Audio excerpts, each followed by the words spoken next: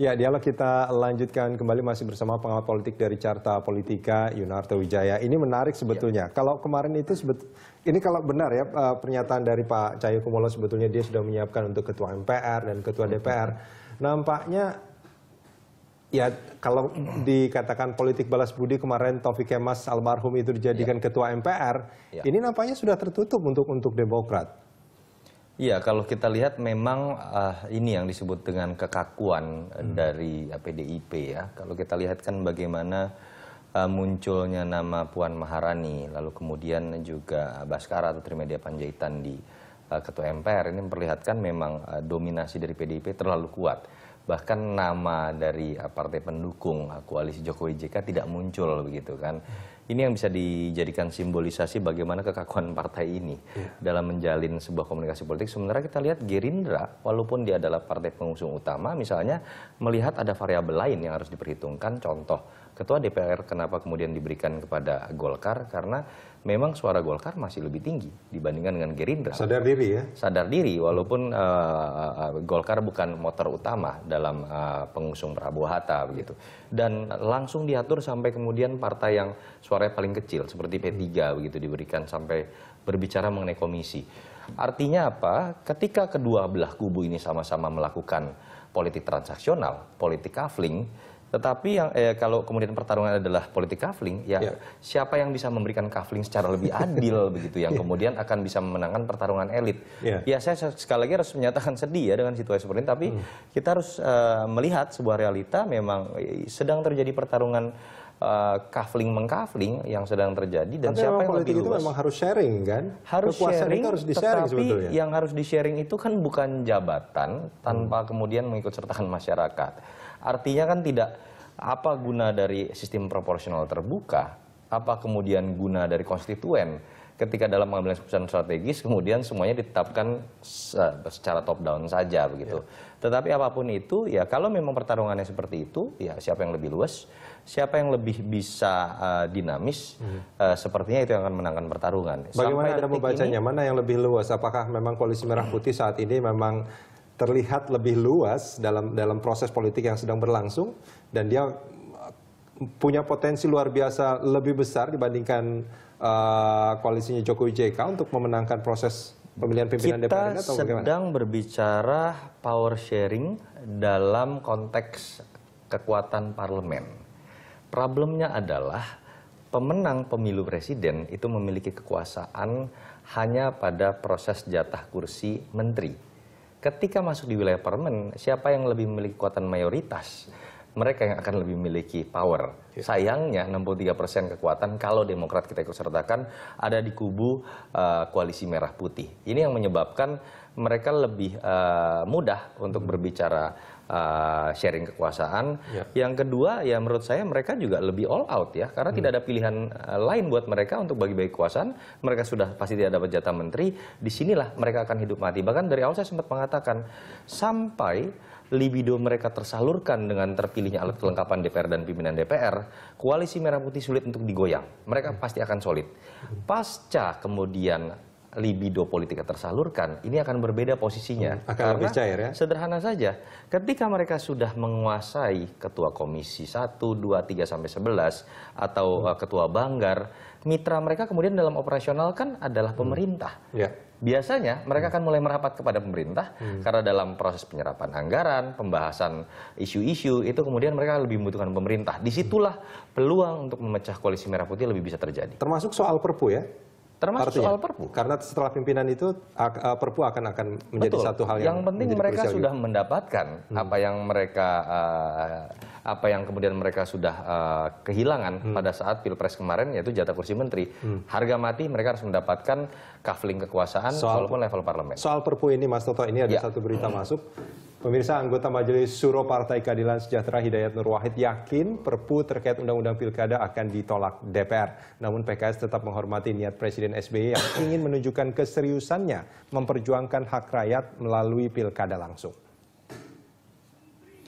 PKS juga mencermati adanya penolakan rakyat berupa unjuk rasa di berbagai daerah yang tidak setuju hak pilih mereka dirampas. Namun PKS menilai belum mencukupi unsur kegentingan. Maka keyakinan PKS bahwa DPR menolak Perpu terkait Undang-Undang Pilkada semakin kuat.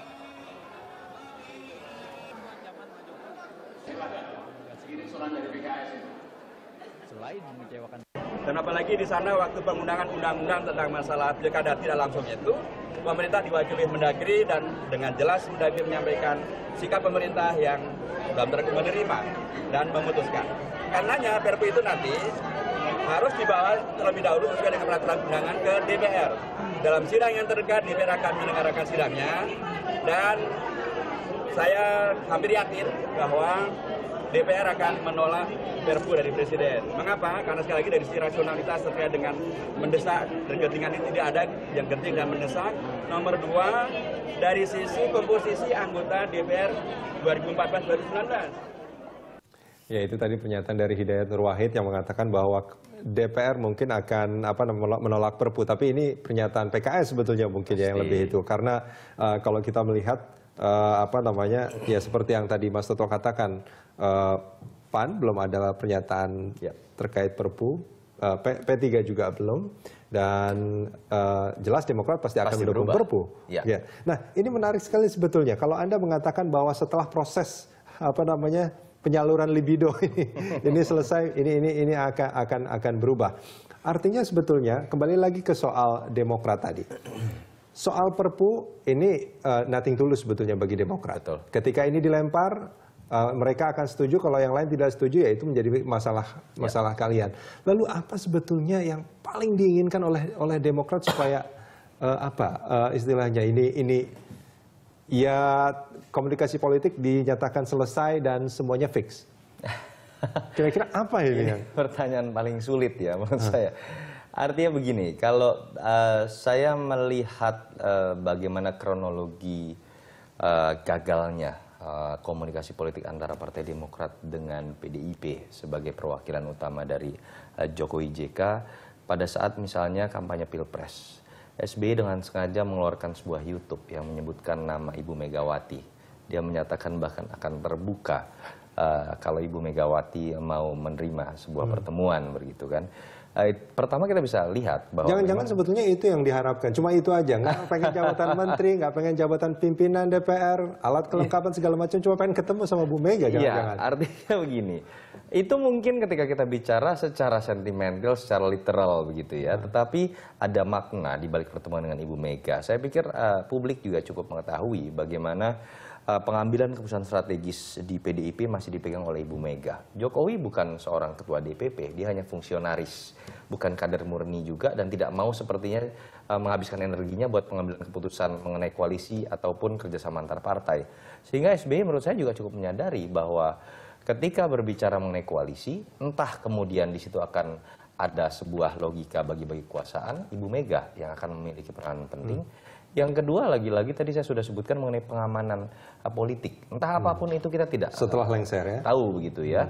Tetapi pengamanan politik ini juga tidak akan terasa lengkap ketika hanya didukung oleh presiden terpilih. Tetapi kan harus diingat presiden terpilih memiliki kekuatan politik bernama koalisi, yang kalau kemudian koalisinya tidak disepakati, tidak kemudian bertemu dalam sebuah kesepakatan, ya bukan tidak mungkin akan menjadi mentah kesepakatan yang terjadi antara Jokowi dengan SBY. Ini hipotesa, tetapi biasa terjadi. Itu soal Demokrat. Ya. Bagaimana dengan PAN menurut Anda? PAN harus kita lihat dalam konteks sebagai partai yang biasanya cenderung tidak independen dalam mengambil sikap, terutama setelah Hatta Rajasa mengambil alih partai ini. Kita bisa lihat PAN ini kan cenderung menjadi anak jinak yang selalu mengikuti sikap SBY, apalagi kemudian diperkuat ketika ada politik besan di situ begitu kan. Jadi menurut saya, dan yang lebih menarik lagi adalah bagaimana kita melihat belakangan sikap Hatta itu memang sudah cenderung lebih lunak dibandingkan dengan sikap Amin Rais sebagai dua petinggi PAN. Kalau kita bicara lebih lunak, artinya sebetulnya dia sekarang lebih fleksibel, tidak terlalu intens dengan koalisi merah putih. Artinya atau bagaimana begini, sebetulnya? Tanpa adanya sikap SBY pun, Hatta sudah terlihat melunak sebagai seorang ketua umum PAN. Pertama tanggal 22 April beliau tidak datang dalam pengumuman KPU di pidato politik Polonia, pengambilan sikap yang paling penting. Yang kedua, bahkan katanya tidak sengaja diketahui oleh wartawan, ketika ada pertemuan di rumah Pak Surya Paloh antara Hatta Rajasa dengan Surya Paloh dengan Pak Jokowi. Dan kalau kita lihat sampai detik ini, yang memberikan statement mengenai sikap KMP itu tidak pernah berasal dari Pak Hatta, lebih sering berasal dari Pak Amin. Saya melihat ada sikap yang lunak dari Pak Hatta Rajasa secara pribadi, apalagi kalau kemudian didukung oleh kondisi psikologi politik Partai Demokrat, Pak SBY yang mulai mempertimbangkan untuk membuka diri bekerja sama dengan koalisi Jokowi JK. Artinya saya ingin mengatakan bukan tidak mungkin PAN ini akan jadi gerbong kereta yang otomatis akan terbawa atau sekoci yang akan terbawa ketika perahu besar bernama SBY ini bisa diambil alih. Kalau tadi Anda mengatakan ada Pak Hatta Rajasa dan juga ada Pak Amin Rais di sana, ini kalau kita bicara PAN, mana yang akan lebih mempengaruhi gerak politik PAN? Sedihnya adalah secara de facto Pak Hatta Rajasa megang peranan, secara de jure Pak Hatta Rajasa masih ketua umum. Tetapi kita tahu bagaimana Pak Amin itu selalu mengambil peranan penting dalam mengambil keputusan strategis berkaitan misalnya dulu dengan koalisi dengan Gus Dur, dengan menjatuhkan Gus Dur. Bagaimana harus bergabung dengan SB di tahun 2009 padahal Sutrisno Bahir ingin dengan Prabowo. Artinya harus diakui secara de facto Pak Amin itu memiliki kekuatan besar dalam pengambilan isu tertentu. Dan harus kita lihat juga tahun depan Pak Hatta akan mangkat. Dan biasanya kalau kita lihat di PAN, tradisi seorang ketua umum itu hanya 5 tahun sekali berkuasa. Saya tidak tahu tradisi yang akan lanjut atau tidak, tapi kalau memang ini akan berlanjut, artinya mungkin fungsionaris PAN mulai sadar kekuasaan Pak Hatta itu hanya akan sampai tahun depan. Tetapi kekuasaan Amin Rais menjadi veto player itu masih akan terus berlanjut. Bukan tidak mungkin, Amin Rais sekarang sedang menancapkan kekuatannya secara lebih powerful dalam konteks menentukan sikap koalisi. Pertanyaan singkat saja Mas Toto, apakah proses pemilihan pimpinan DPR dilakukan hari ini atau ditunda ini akan menjadi penentu peta koalisi pada proses pemilihan? Menurut saya ya. Kalau sampai kemudian bisa dimundur sampai besok, pertama ini berarti ada keterbukaan sikap dari partai yang abu-abu, entah Demokrat atau P3. Artinya ada peluang secara matematika politik, ada partai yang akan beralih dan memenangkan kubu koalisi Jokowi JK. Yang kedua, berarti kan juga ada peluang terjadinya sebuah pertemuan-pertemuan yang harus dilaksanakan malam ini, yang tidak sangat selesai krusial, malam ini ya. yang itu yang akan mengubah konstelasi politik. Walaupun jangan-jangan pertemuannya hanya 2 orang yang sifatnya personal, belum tentu berbicara mengenai masalah kenegaraan begitu. Baik Mas Toto, terima kasih banyak sudah bersama kami di Sama-sama.